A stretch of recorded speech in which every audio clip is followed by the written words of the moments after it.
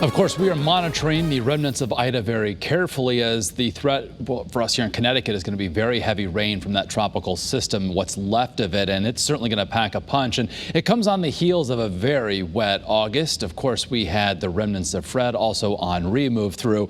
So that brought our total for the Hartford area for the 31-day period up to 8.8 inches, our fourth wettest August since records have been kept going back to the beginning of June. And this is what we call meteorological summer, June, July, and August.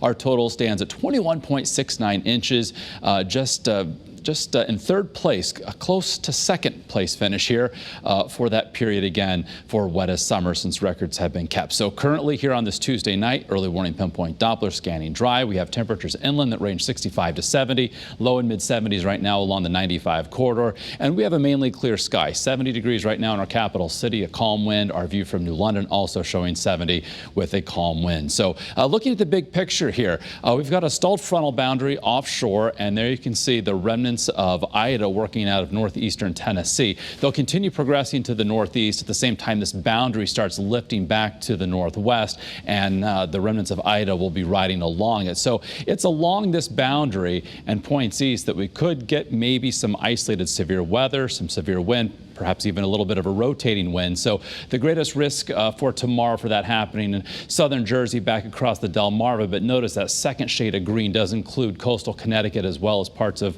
Rhode Island and southeastern Massachusetts. So like we have seen, for instance, with Fred, also with Henri, with these tropical systems, they can produce a quick spin up. But for the most part, with the storm track, most of Connecticut should be on the cooler, more stable side of the storm track. So as we look at FUTURECAST, the big concern is going to be rain for us statewide tomorrow morning. Scattered showers in the morning, transition to more of like periods of rain during the afternoon that could be briefly heavy at times. The main event, though, comes after sunset, 24 hours from now. Just look at those vivid colors, the yellows, the oranges, the reds extending from southern New England back across eastern Pennsylvania. So it will take a good 7 or 8 hours for that heavy rain to move through and start to clear Connecticut as we head towards, say, 7 o'clock on Thursday, morning points thereafter. So by lunchtime Thursday, the rain is over and the clouds will begin clearing up, and we'll see some afternoon clearing, some sunshine. So with regard to the impacts from Ida, again,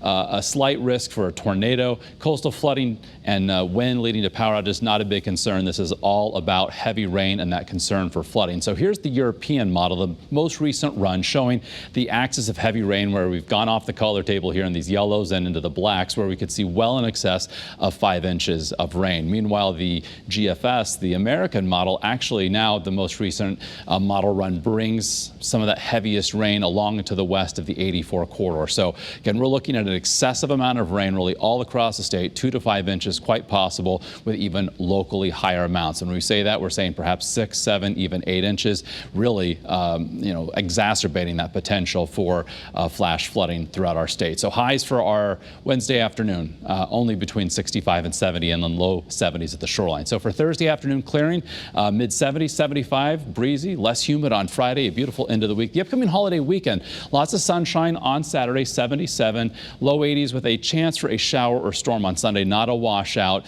but that's the one day over the 3-day period where we could get some wet weather. Then Monday looking primarily dry, sun and clouds for Labor Day, highs in the low 80s for shoreline highs this week, and getting progressively warmer, 76 Saturday, 79 Sunday, low 80s for Labor Day Monday.